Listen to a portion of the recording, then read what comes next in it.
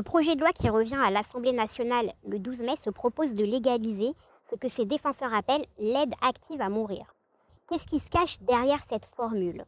Deux dispositifs, le suicide assisté et l'euthanasie, deux mots que ses défenseurs ont beaucoup de mal à prononcer. Dans les deux cas, il s'agit de provoquer la mort d'une personne malade qui le demande. Dans le premier, on donne à la personne malade le produit létal pour qu'elle se suicide. Dans le second, c'est le médecin qui administre le produit létal. Il s'agit donc de légaliser l'accès à un suicide médicalisé.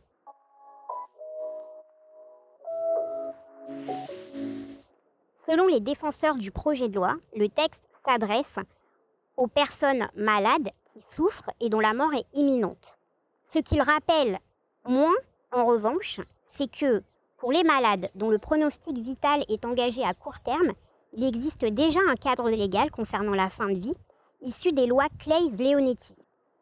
Ces textes de loi prévoient le droit à l'arrêt de l'acharnement thérapeutique, le droit à la sédation profonde jusqu'au décès et également le droit de prévoir des directives anticipées sur toutes ces questions.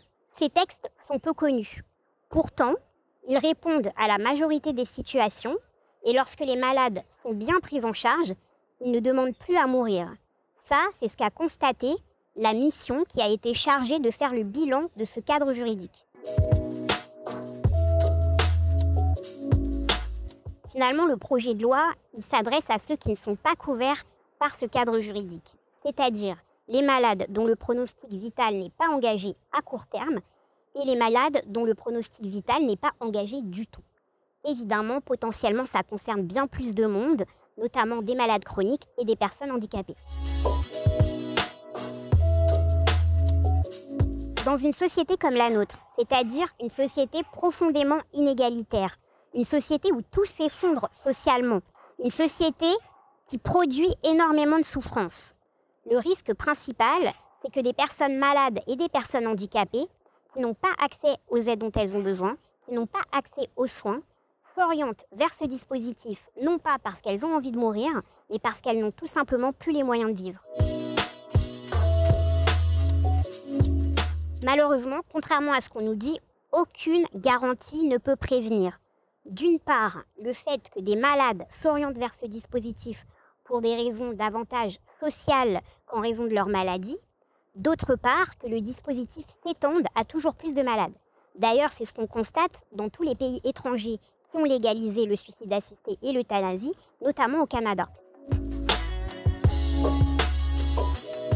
Pour déterminer si une mesure est véritablement progressiste ou humaniste, il ne faut pas raisonner seulement en termes de liberté individuelle, mais aussi en termes d'égalité. La vraie question qui se pose est quelle sera la marge de manœuvre des personnes malades les plus pauvres, les plus isolées, les plus marginalisées, devant une mesure qui est une véritable incitation au suicide. Non seulement on peut être de gauche, mais on a le devoir de s'inquiéter d'une mesure qui comporte bien plus de risques que de progrès pour qui que ce soit. Les véritables urgences, on les connaît. Ce sont l'accès universel aux soins, l'accès aux soins palliatifs pour tous ceux qui en ont besoin, et l'accès à tout ce qui peut soulager la souffrance. Le néolibéralisme est en train de détruire tous nos droits sociaux, notamment en matière de santé. Et le fascisme se répand. Dans un tel contexte, on ne peut pas laisser croire que la mort est une solution pour tous ceux que l'on abandonne.